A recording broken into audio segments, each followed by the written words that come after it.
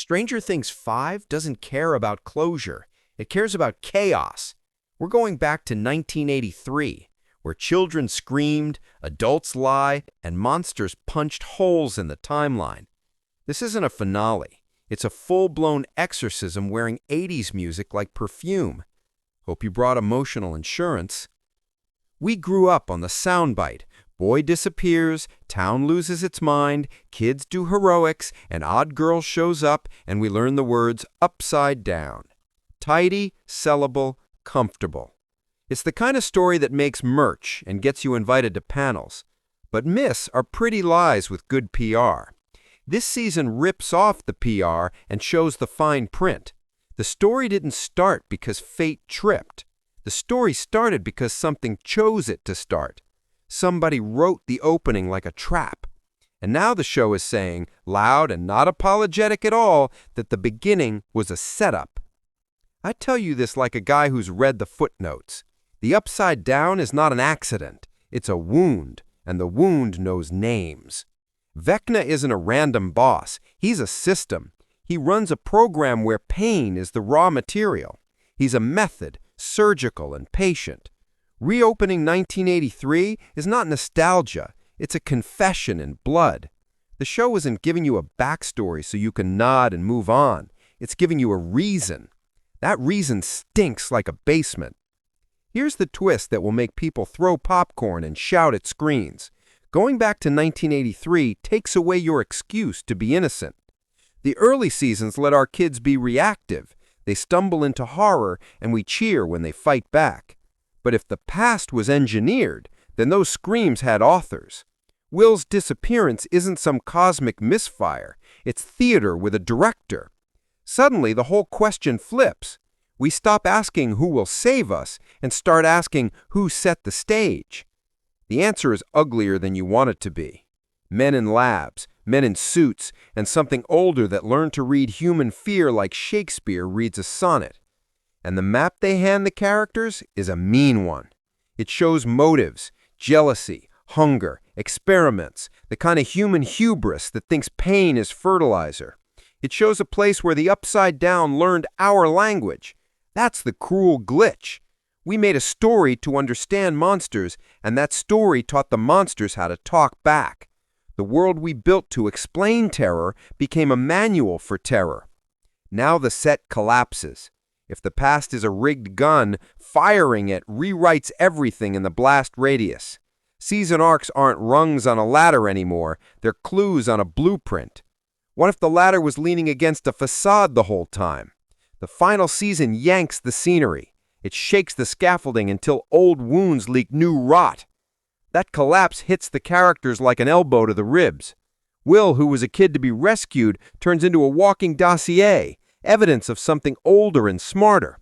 Joy stands in a kitchen she's tried to forget and realizes there were doors she never opened. 11 faces a childhood not only stolen by experiments, but shaped to be stolen. These kids aren't just fighting monsters. They're staring down the architects who designed the monsters. That's brutal and frankly overdue. Heroes stop being pure. They get messy. They get human. There's a humbling truth here. Hawkins isn't the center of the universe. It's a set on someone else's stage. The stakes change because the end isn't just about surviving. It's about authorship. Who writes the final line? The kids? Vecna? The scientists who lit the match? Or a force that rewrites drafts until the last page reads like someone else's memory? The nasty answer?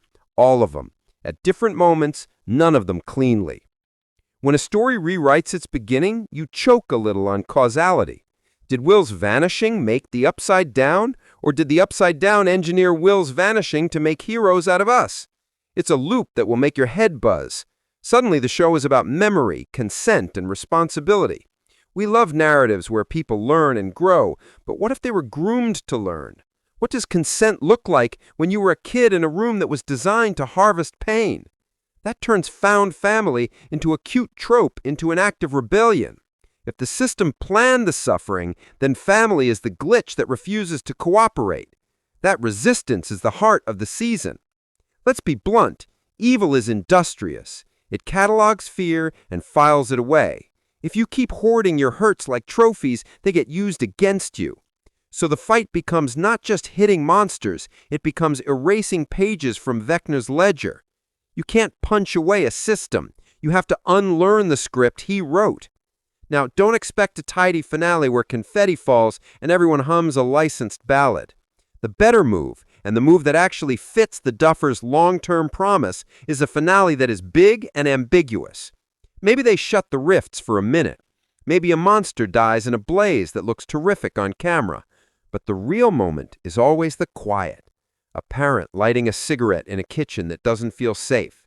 A kid standing at the closet door, deciding not to climb inside. A group of friends sitting in silence, not because they're okay, but because they're questioning how to carry the weight. That's the kind of victory I want. Small, ugly, human. If the show goes soft and ties everything up with a neat bow, we've wasted the chance. The right ending is messy. You don't undo trauma by flipping an off switch. You live around it. You take broken trophies and half-remembered songs and you decide whether they are your story or someone else's footnote.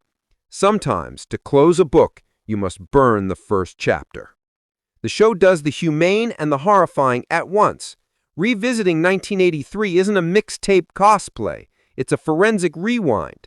It exposes men who treated kids like lab rats and monsters made into export products. That's a darker, smarter move. It makes small things huge and huge things intimate. So here's my toast. If Season 5 opens before the beginning, it's not rewriting canon, it's revealing it.